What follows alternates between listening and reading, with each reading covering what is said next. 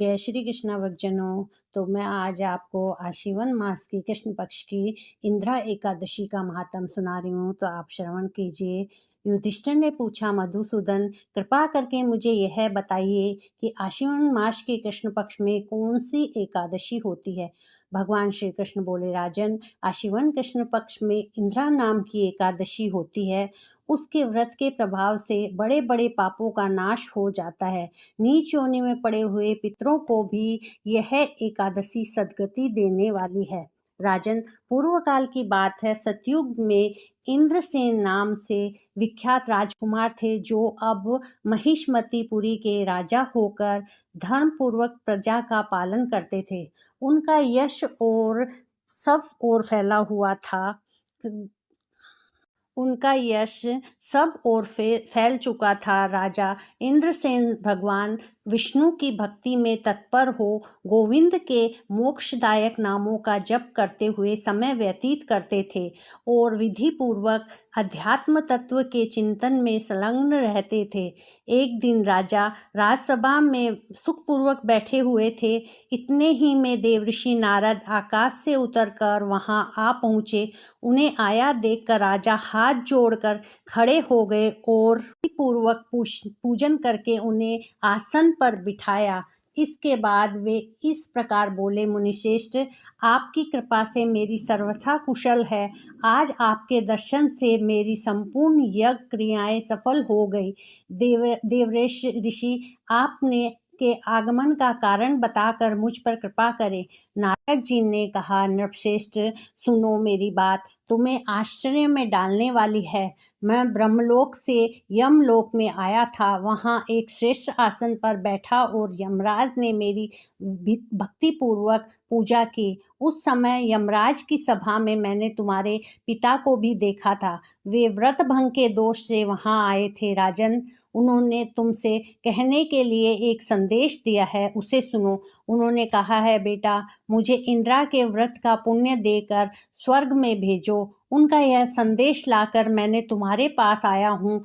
राजन, अपने पिता को स्वर्गलोक की प्राप्ति कराने के लिए इंद्रा का व्रत करो। राजा ने पूछा, भगवान, कृपा करके इंद्रा का व्रत बताइए। किस पक्ष में, किस तिथि को और किस विधि से उसका व्रत करना चाहिए। नारद जी ने कहा,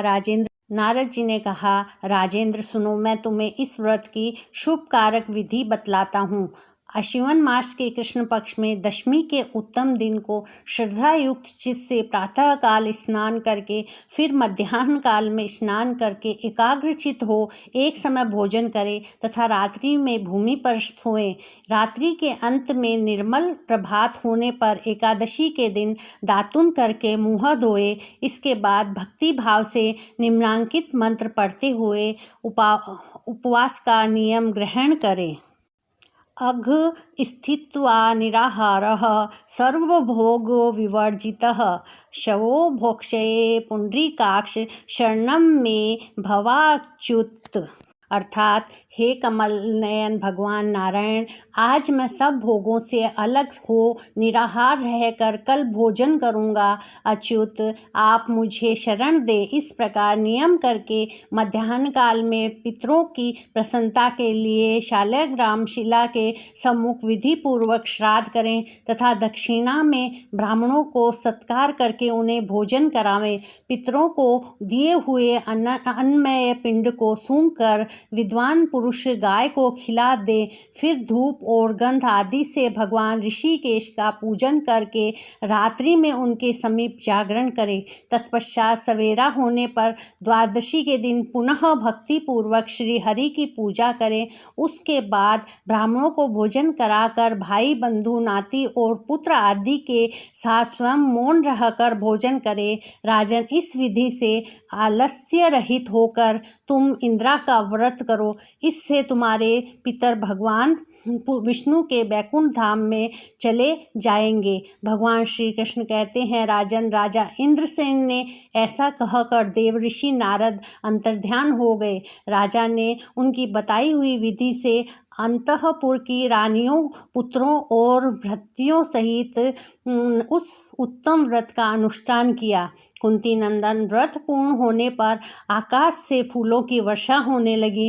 इंद्रसेन के पिता गरुड़ पर आरूढ़ होकर श्री विष्णु धाम को चले गए और राजऋषि इंद्रसेन भी अकंटक राज्य का उपभोग करके अपने पुत्र को राज्य पर बिठाकर स्वयं स्वर्गलोक को गए।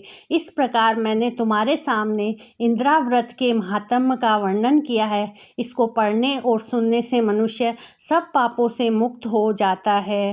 राधे राधे। पसंद आए तो लाइक शेयर सब्सक्राइब करें, कमेंट करें।